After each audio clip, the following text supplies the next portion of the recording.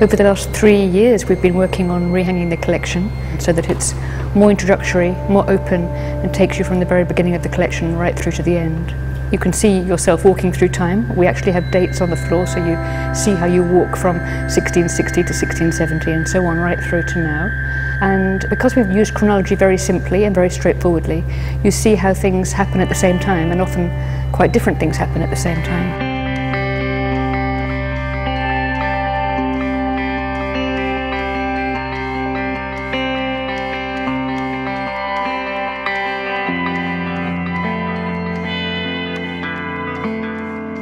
We're in the room which is devoted to the very early 20th century, and I think this is a very good room for showing what we're able to do in terms of the chronological circuit, because we can put things which normally would get separated, the old and the new, the Victorian and the modern.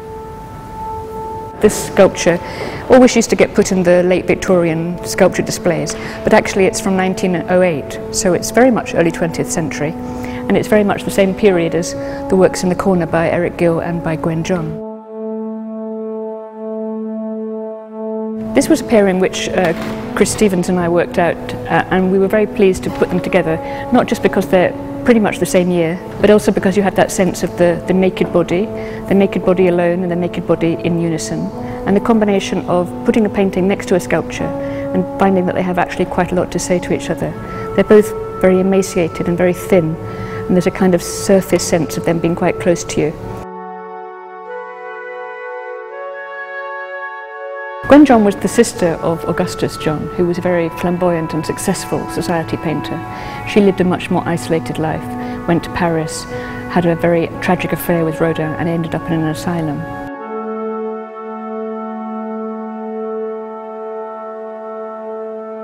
If you're a female viewer and looking at the Gwen John, I think it's hard not to feel some kind of sense of empathy and the sense of loneliness which that painting exudes.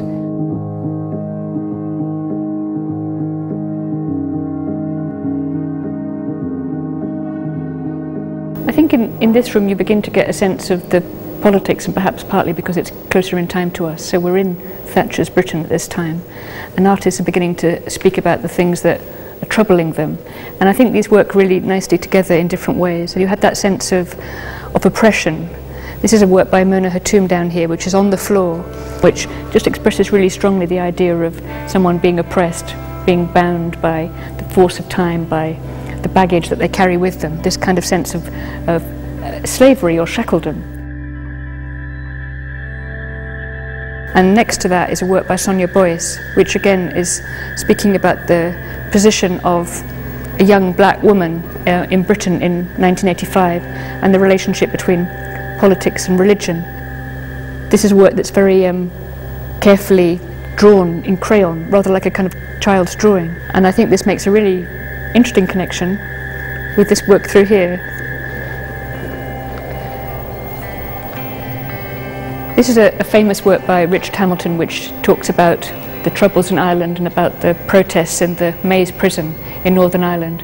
And that sense again of this Christ-like figure, it seems to link both to the religious questions in Sonia Boyce, but also to the Mona Hatoum and the idea of the missionary or the pilgrim. This Christ-like figure has no shoes, the bare feet, the kind of basic way in which he's wrapped, and these dirty protests in which prisoners in the Maze prison smeared their excrement on the prison walls to protest against the oppression of the British government.